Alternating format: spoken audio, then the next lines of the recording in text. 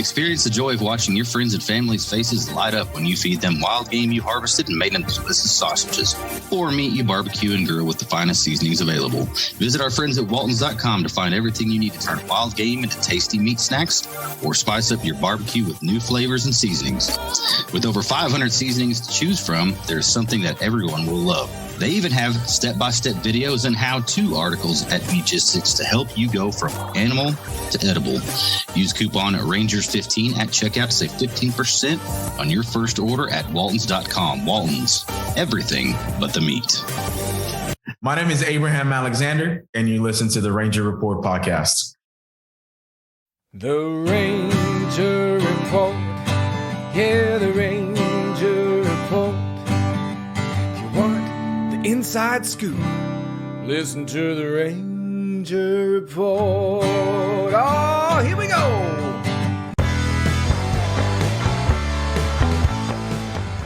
This is the Ranger Report podcast. News, insights, predictions, interviews, and information about the Texas Rangers from the major leagues to the minor leagues. And now, here are your hosts, Ben Dieter and CJ Berryman.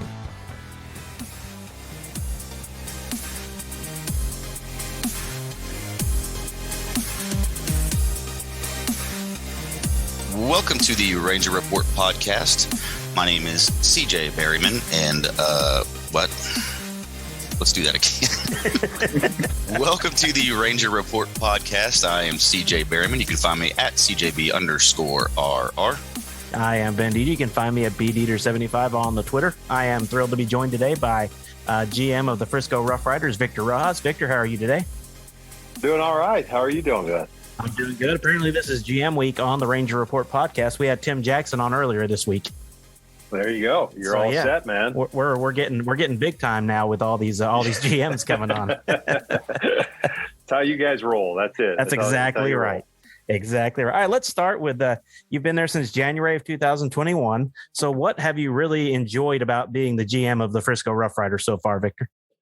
I've really enjoyed being home and being near my family and being able to really watch my kids, my daughter last year to graduate high school and go off to college, and then my son to kind of delve into baseball full time last summer, then kind of following through with his junior year and now into summer ball. So that's been a godsend for us. Opportunities that hadn't really presented themselves in the past because of my summer schedule being tied up on the broadcasting side when I was in Southern California, and but that's the number one reason why I was looking to kind of be home, and I'm fortunate that this opportunity presented itself, and I'm having a great time. Great community, great ballpark. I've got a wonderful staff, and the baseball hasn't been too bad either. No, it has not, for sure. And I was going to ask you, you sort of worked into my next question. Let's talk about the attendance and the community buying at Frisco, because you guys have had, this is really the first full year back, and you guys have had really good attendance. Of course, it helps having some big name guys there, but and the baseball has also been really good. So what's it like kind of this year to have the community buy-in that you guys have there in Frisco? Well, I think I think the buy-in has been there, and maybe the shine, obviously, after 20 years that, next year will be the 20th anniversary of this ball club. That after a while, you find other things to do, and while COVID certainly didn't help things, it was a little bit of a slow go for us getting just kind of up and running last year, and so we knew that it was going to be a jump up in attendance compared to 2021, just because of the limitations and the comfort zones of individuals and companies really, not wanting to come out just yet until they were certain that they were going to be safe or felt safe through the pandemic. And so last year overall was a very solid year, all things considered. I mean, when I got hired, we didn't even know if there was going to be a season. And lo and behold, there was. So we were thankful for that. And this year, a little bit different, obviously, with everybody kind of, loosening things up and the pandemic kind of at arm's length. I think people feel a lot more comfortable and really coming out to like I said, a ballpark that's still, even though it's 19 years old, it's still very unique. There's a lot of wonderful characteristics to it. we're still, family first and family friendly, and we're still very affordable when it comes to professional sports, especially in our marketplace. So I think there's a number of factors that play well for us. And I think we've seen that, Jack Leiter early on certainly piqued the curiosity of many, especially the hardcore baseball fan. Yeah. But I think as the summer has progressed and the weather's gotten better, and the baseball has been pretty good for the most part, I think people just kind of realize that this is another opportunity to come out and get outside with the family and enjoy 2 to 3 hours of just fun in a very safe place. And I think that's really what it boils down to, is that we've got a place here in the community that is that has piqued the curiosity of obviously those that we've had for a long time and season ticket members, but our community continues to grow and expand, and so we've got a lot of new potential first time buyers in the marketplace, and we're seeing quite a bit of that as well. Yeah, and speaking of that, you guys had a stacked starting rotation at the beginning of the year with Reagans and Bradford and Leiter and Zak Kent. You guys, and then of course your bats with Blaine Krim and some of the others. Dustin Harris is tearing it up right now. So, can you talk a little bit about? You've covered a lot of baseball in your life. Can you talk a little bit about what you think is making Cole Reagan's year so special now that he's been called up to Round Rock? Well, I just think really anytime you're talking about just pitchers in general, when they can throw strikes, I think that obviously throw strikes, do it consistently, and do it at a high level. I think you're destined to kind of climb the ladder a little bit. He's had a wonderful season this year, to be perfectly honest with you. And it's when you look at the strikeouts, the innings pitched, his whip is where it needs to be for a guy that's on the upward trajectory, and I think that's why you see him getting called up as quickly as he has. I say quickly just because 10 starts with us, and all of a sudden he's gone and making waves already in Round Rock. So I think that's the beauty of it. And, I get, you don't want to get too attached to minor league players, right? Because, they come and go, and I think that's the hard part sometimes. Cole spent some time with us last year, and it was, mixed bag a little bit. And, but I think the switch was flipped last year. And, it's not an easy jump going from, the Sally League to AA. Yeah. And, I think he realized that. And I think he took it upon himself to go into the off season to make the adjustments he felt that he needed to make in order to not only compete at this level, but at the higher levels. It's one thing to prepare for one level, but it's another to kind of flip the switch and say, wait a second, I'm not just going to be satisfied pitching at that level. What do I need to do to get to AAA? What do I need to do to get to the big leagues? Yeah. And obviously, he did that coming in and pitched well for us here, and now he's just pitching terrific baseball in Round Rock, and wouldn't be surprised if he's in the big leagues. If not, this year, it's sometime next year. Yeah, I wouldn't be surprised either. We actually had him on last week, and just he's a great young man. Perfect interview. Really nice guy. I actually covered his first game in Round Rock and got to talk to him afterward, and he was pretty happy with that. I mean, that was a pretty good debut at AAA. You couldn't ask for much more. Yeah, no, he's a good kid, and I think we've been really fortunate. I mean, you've been out here, you get a chance to talk to a lot of these kids, and there aren't too many bad guys as far as the Rangers organization that I've encountered in my 2 seasons here. Last year we had a really special team that was fun to watch and exciting. Yeah. This year, a lot of promise, and it didn't really quite play out that way in the first half, just from a record perspective, a little inconsistency. But from a dude perspective, they're just good dudes. I mean, they really are genuinely good people that happen to be tremendously talented at what they do. And so I think we've all been fortunate. I know Zach Bigley and Chris Jarrett, who do the radio broadcast, are fortunate that they get to interact with just great guys, and they're also giving of their time. And you not that you worry about a name prospect like a Jack Leiter, but I mean, he's been as advertised, and I'm fortunate to have known his dad and had his uncle pitch for me when I was in Newark many moons ago. But he's just like everybody else. He's just another guy that happens to possesses a terrific arm and terrific mindset of a professional. And I think he's obviously going to go very far just based on who he is, how he was brought up, and obviously what he brings to the table every single time he's out on the mound.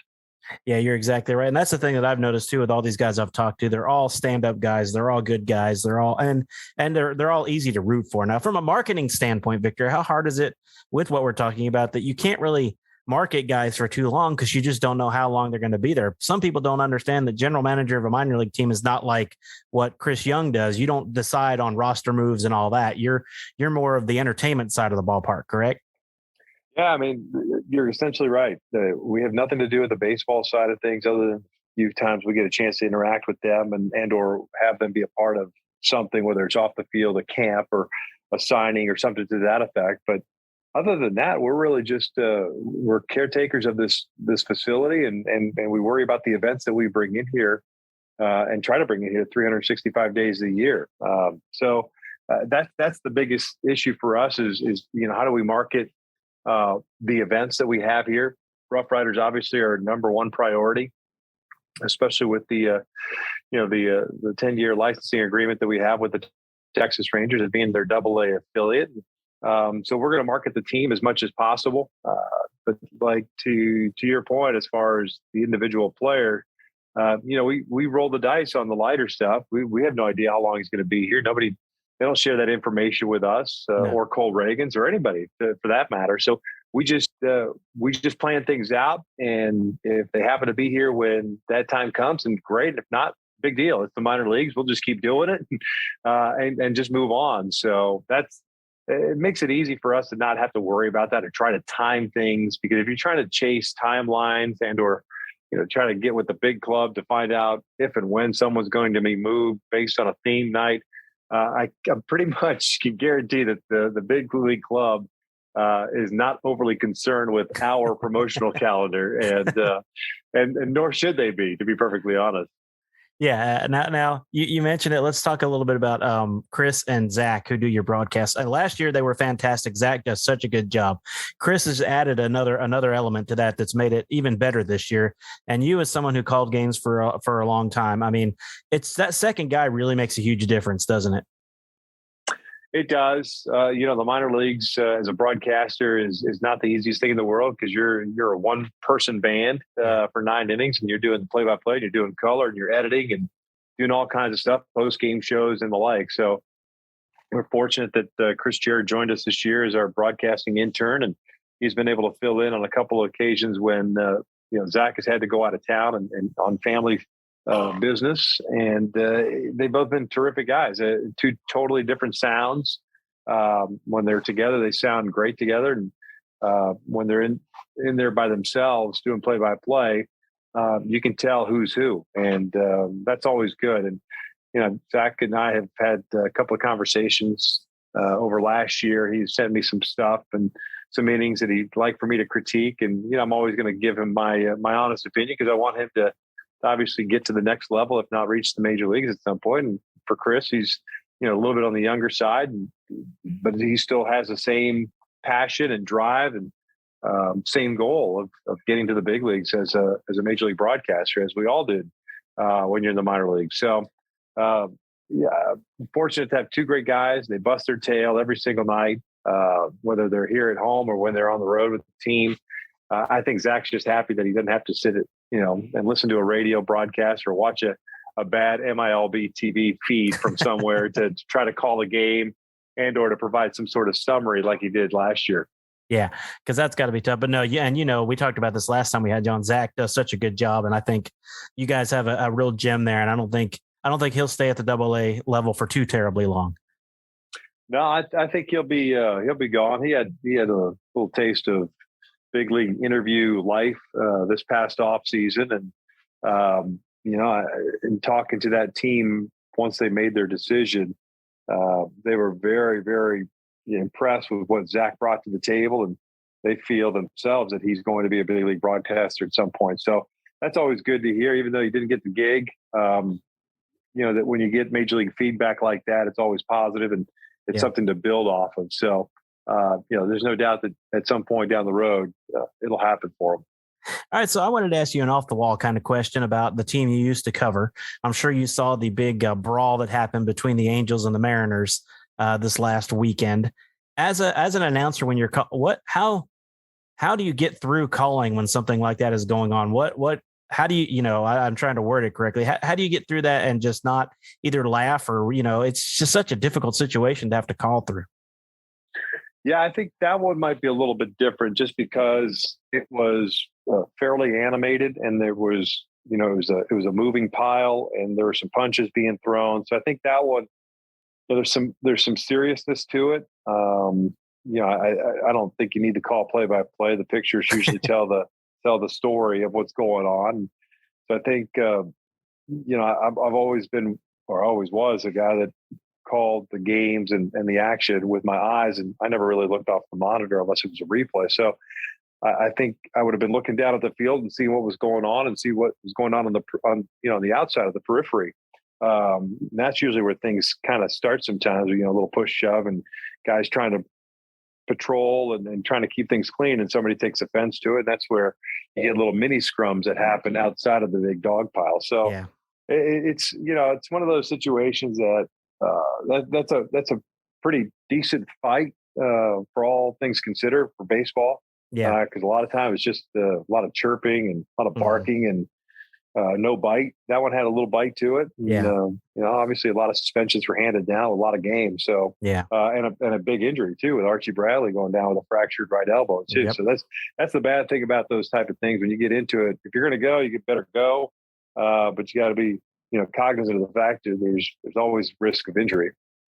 Now the Angels are a team that you covered, and they're in the Rangers division, and just it's, to me, it's somewhat disappointing sometimes. They had the best player in baseball for years, and he's still one of the best players in Mike Trout. And they've got a generational talent in Shohei Ohtani, and they just, year after year, they can't seem to put it together. And I don't know, what that deal. As a Rangers fan, I'm not too upset about that, but I do want to see Ohtani and Trout, be successful on a successful team. I would love to see those two guys in the postseason. Yeah, it's a shame that Mike's only been in the postseason one time, and they ran into a red hot Kansas City Royals team that year, and so it's a shame that hasn't come to fruition for them. But look, at the end of the day, just like anything else, it all comes down to pitching and defense. And if you don't have pitching and or defense, you're going to be in a lot of trouble, regardless of the offense. I covered some pretty good offensive teams for the Texas Rangers, meaning they put up a lot of runs, but they also gave up a lot of runs. It's cool that you can put up 6 runs a day, but if you're giving up 7, you're not going to win too many games, right? So that's correct. I'm not a mathematician, but that usually does not fare well for you as a ball club. And, I think the lack of depth at the minor league level, which has been apparent for a number of years on the pitching side for the Angels, forces their hand to have to go out in the free agent market as they did this past offseason and try to kind of patchwork their bullpen together. Raisel Iglesias, I think, had a fantastic year last year, and I think it made sense to re-signing him. But when you're talking about the bridges that need to be built from that 5th inning on, because you don't have guys in the bullpen or in the rotation, I should say, that work deep into games, you're rolling the dice with relievers. It's just the nature of that business, unfortunately. It's a crapshoot when it comes to relievers, especially setup guys. And has not worked out well at all for Perry Manasseh or the Angels in that regard. And, the same could be said too for the position side. So, they've run into, Rendon's out for the year with his injury, and he's had he's played like 150 games in his 3 seasons there. And they've had to run a bad luck. So that coupled with, Joe Adell not really taking that step forward that they believed for, they were hoping for. Brandon Marsh just been a guy.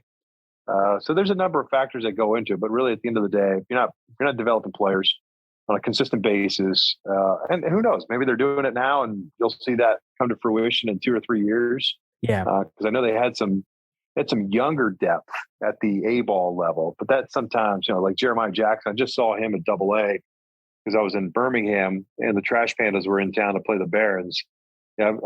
Jeremiah Jackson was a highly drafted player out of high school as a shortstop and playing second base. It takes a while for those high school players to, unless you're a Joe Adell type, Mike Trout type, it takes a while for those guys to come up. And, sometimes you can wait, sometimes you can't. And unfortunately for the Angels, with Fletcher and Rendon being hurt, they kind of get exposed as far as the lack of depth that they have on their roster and at the minor league level, as far as immediate help.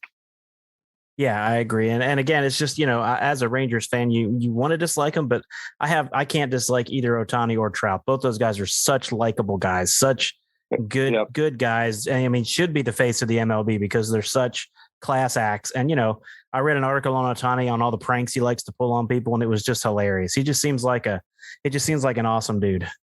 Yeah, they're great human beings that happen to be extremely talented at what they do. And that's the good thing about it. And I think, Mike now with the son is, changes your perspective a little bit, when you become a family man, and Shohei's still very young and just coming into his own. A little bit of a down year right now overall compared to last year. Obviously, tough to follow up an MVP caliber season like the one they had last year. So, but they're both great guys. I'd love to see them in the postseason, and but I don't. Unless something drastic happens, Astros aren't going anywhere. The Rangers are trying to position themselves for next year and beyond. Mm-hmm. Seattle, you just never know because Trader Jerry might just trade the whole roster because that really has not lived up to that hype. No. So there's any number of things that could happen. In Oakland, Oakland will be rebuilding until they move to Vegas. So yes. But that's always a team that's tough to play at. It's a tough place to play in the Coliseum because it's tough to get up for games. It's a tough division, and I don't see it, slacking anytime soon. Well, Victor, I really appreciate your time today. Ben, it's always a pleasure, my man. Yes, sir, and go RoughRiders. Thank you, sir. All right, thanks, Victor. Have a great day. All right, buddy. Take care, Ben. We are joined by Frisco RoughRiders pitcher Zak Kent. Zach, how you doing today? Doing great. Good to be back on, guys.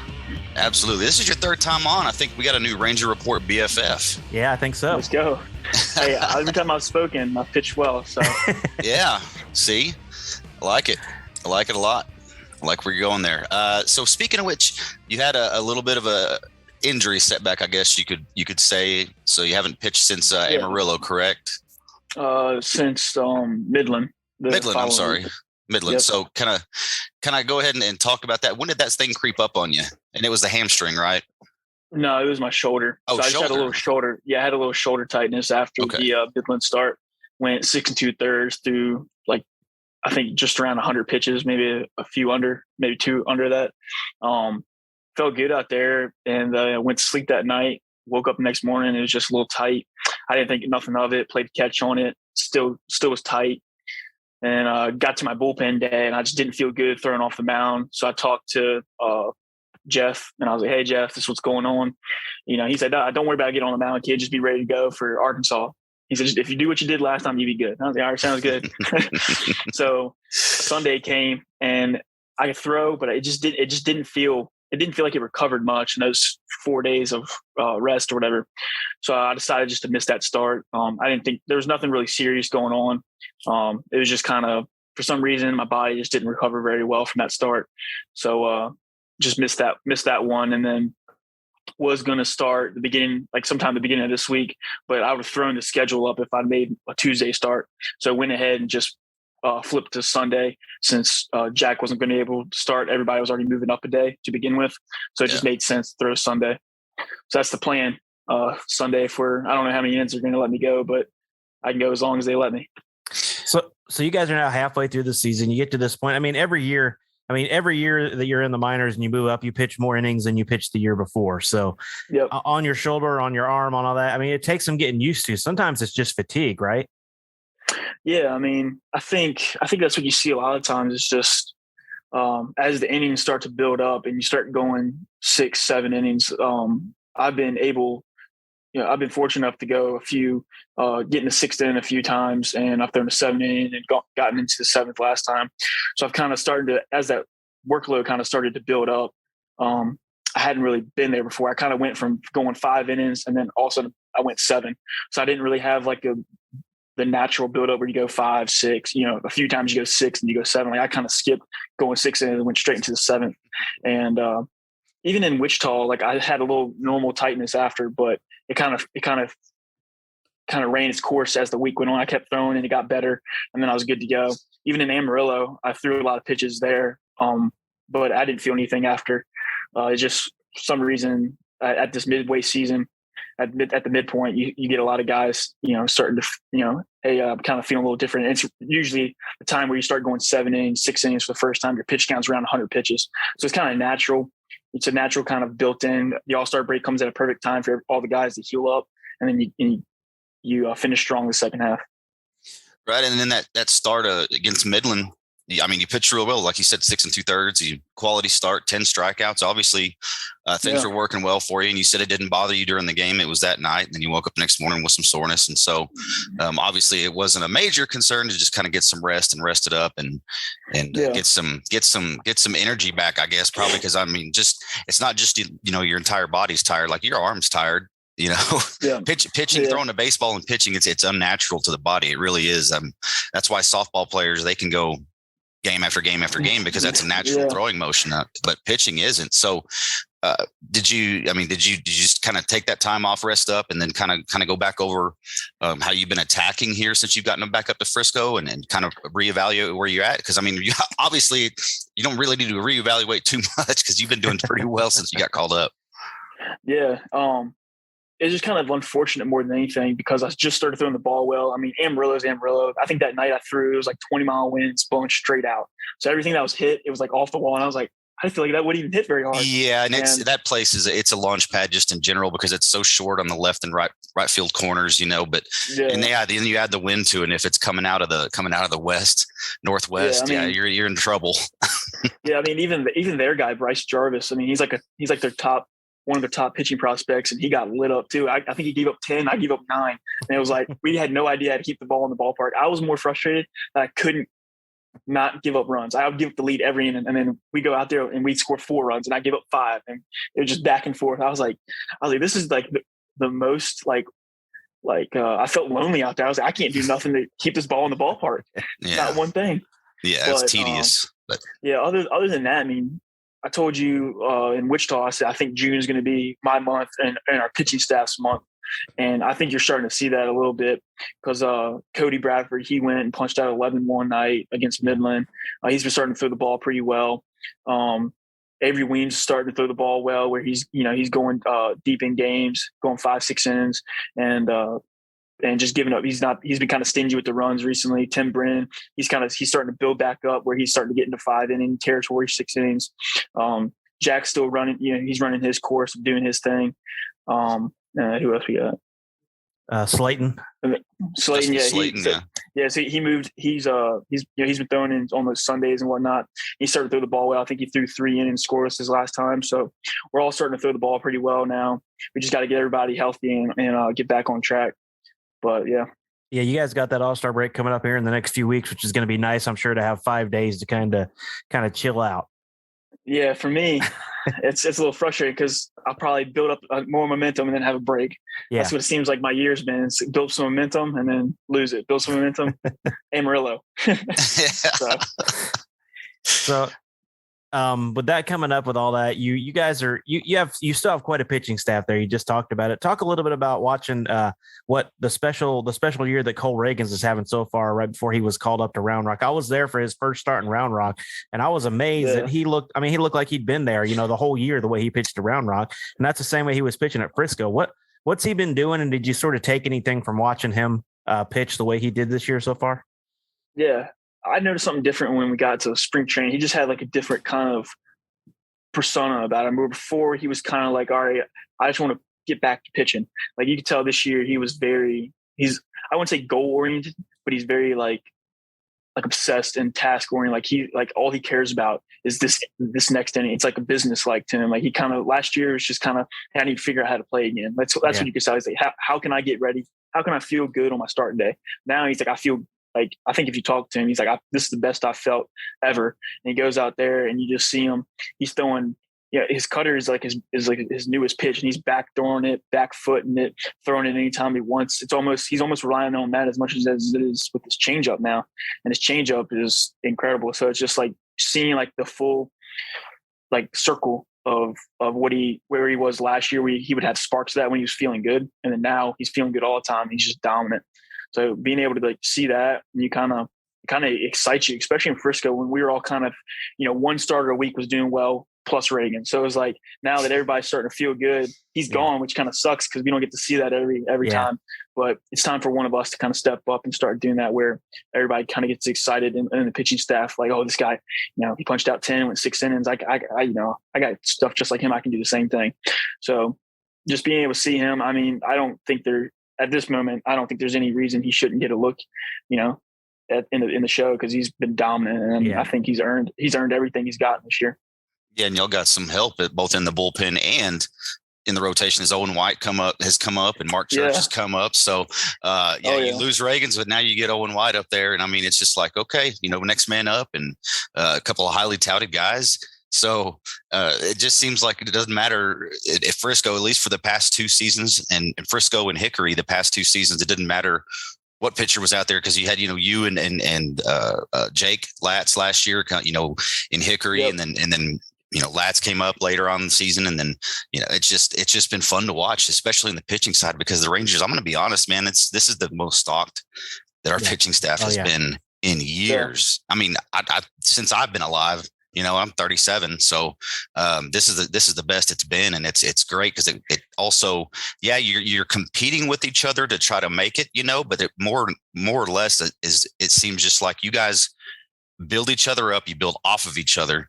And the more success one of you has, then the better the other is going to be, and the more successful you're going to be, because you can take from them and apply it to your stuff, or they can take from you and apply it to their stuff, and just kind of vice versa. So talk about that and how the competition is, and if there is any competition. I mean, obviously competition, like, maybe some joking around, but just kind of the competitiveness and how it's making you guys, maybe play up a level, because hey, there's some guys over here that can pitch if I don't, Having Owen come up when Reagan's went up, he kind of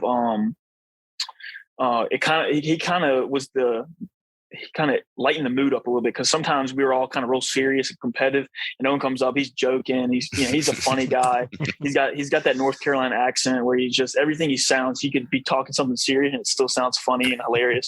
So he kind of brightens up the mood a little bit when he's in the dugout, while we're not pitching.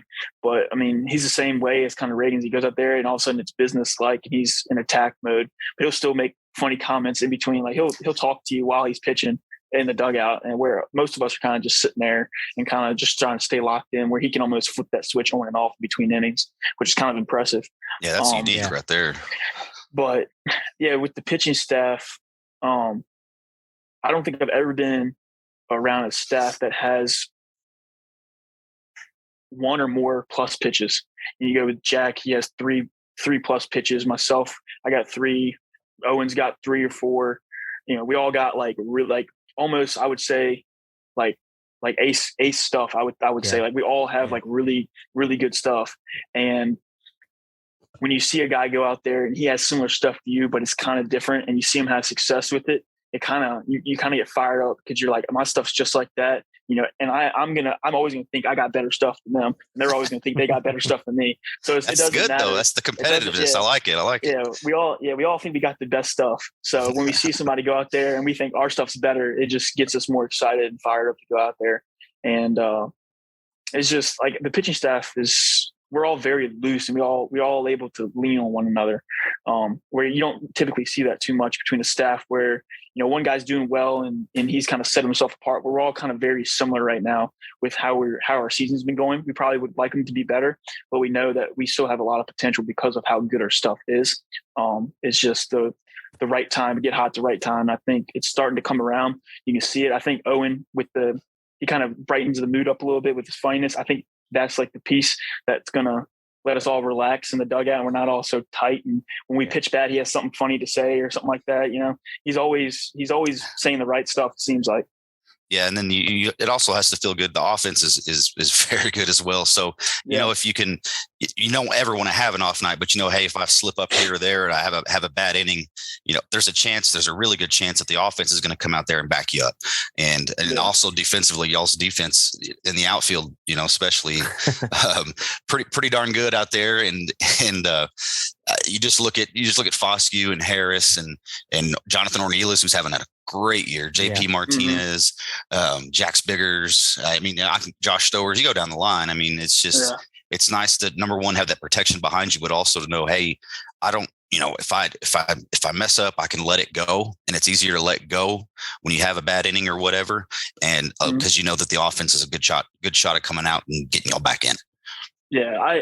I've always said ever since I've met Blaine Krim is like, you're never out of a game with Blaine Krim's in the lineup, because you never know what that dude can do, because he goes up there and he just hits the ball hard every time. Because we actually talked about it after the game last night. He was the only person that didn't get a hit last night, but I think he had the hardest hits. Yeah. Like he hit the ball the hardest, like all 4 of his ABs, he just hit missiles right at somebody. But it's like if he's going 0 for and he's hitting balls like that, like you're never out of a game. You're never out of a game with him in the lineup, because he's never going to give in.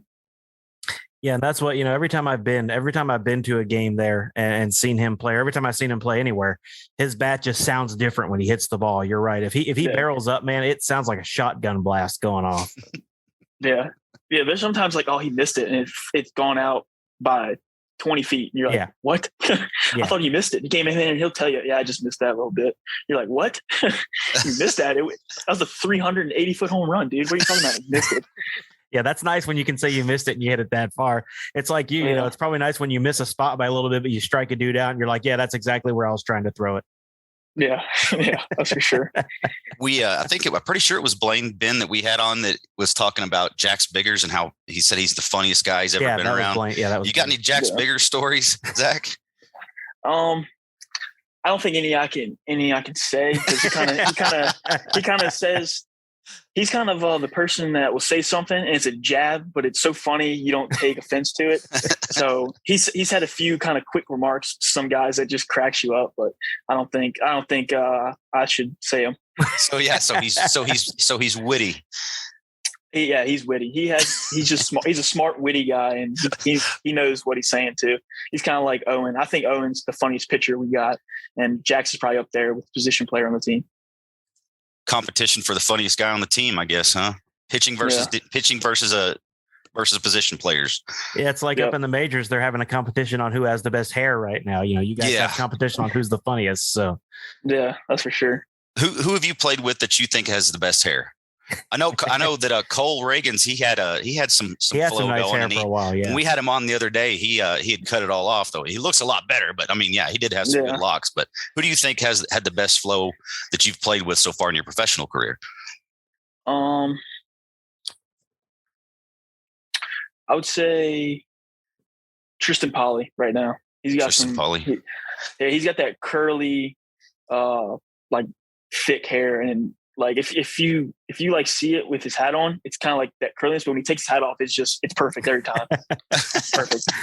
I was like, I covered a Rangers game the other day, and someone asked Charlie Culberson if Josh Smith now had the best hair in the majors, and Culberson's answer was, "You got to be here more than one day to have the best hair." So that was a pretty good comment. Those guys are a little offensive about it. They want to be the ones who have it's just funny between him and Jonah Heim and Josh Smith and these guys. Yeah, it's funny what guys like us will ask, and it's funny to listen to these guys respond to it. Yeah.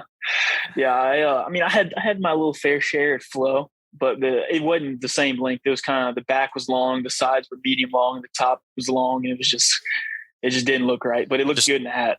Just looks scraggly. Yeah, I look like Shaggy out there. Oh, nice. Dude, in the 90s, I had the grunge look. I had shaved my head up to here, and then it grew long from there. I looked terrible. I don't know why I thought it was a good idea. Yeah, I'm probably gonna be thinking that when I look back and see pictures of my mullet from 2019 to 2020. I'm like, what did I do? See, I'm the only bald man in my family, aside from my uncle. But his mother's different than my blood grandmother. She's my grandmother, but so yeah, he's bald, but that comes from his mom's side.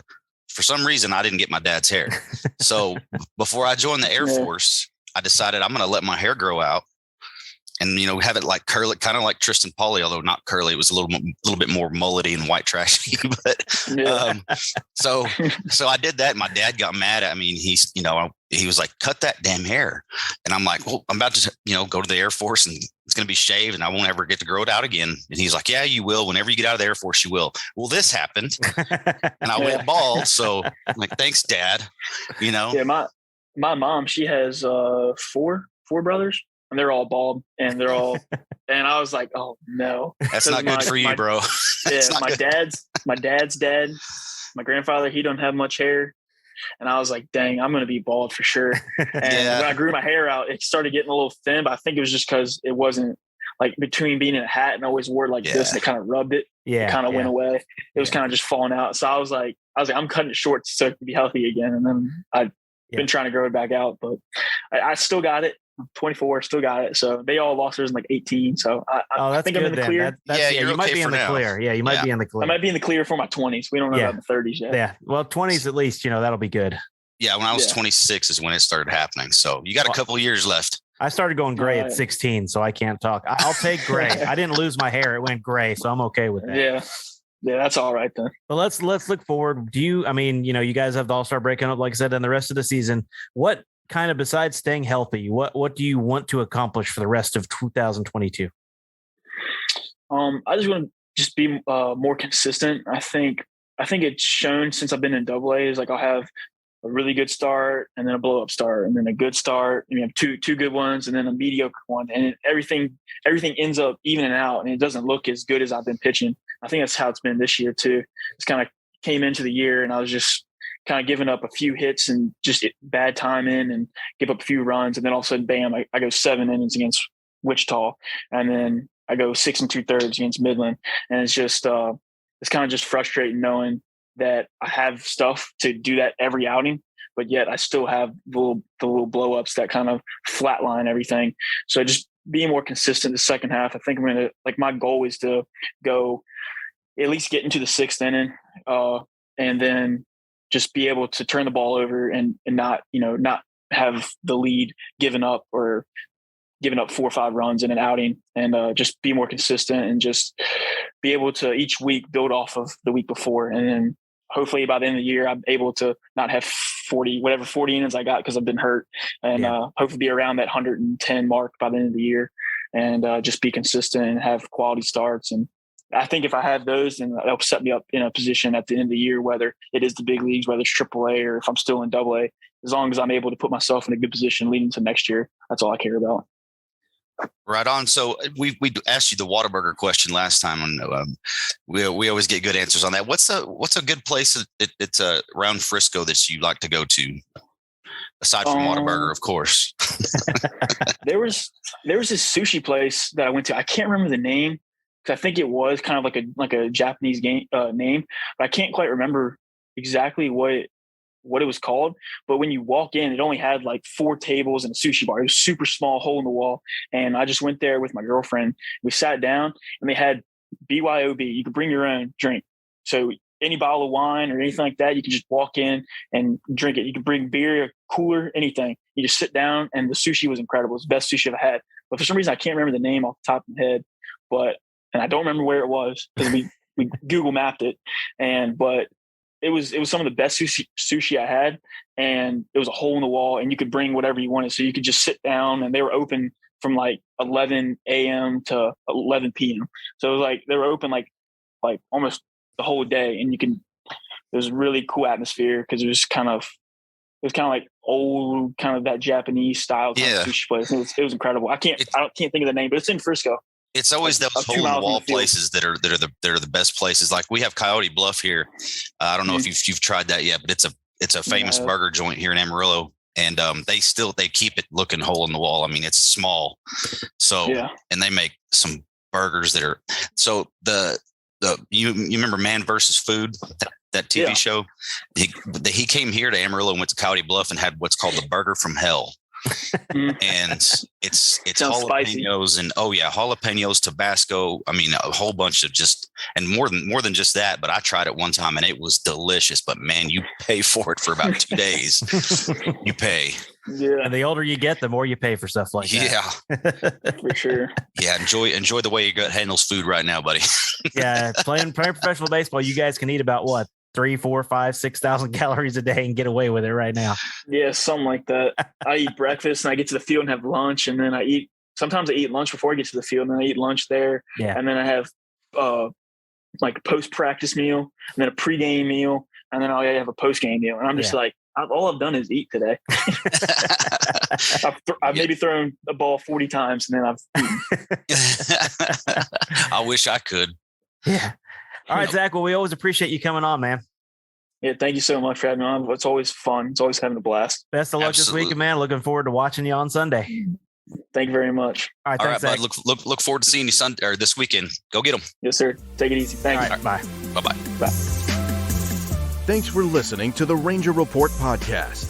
Find us on Twitter, Facebook, and at therangerreport.com.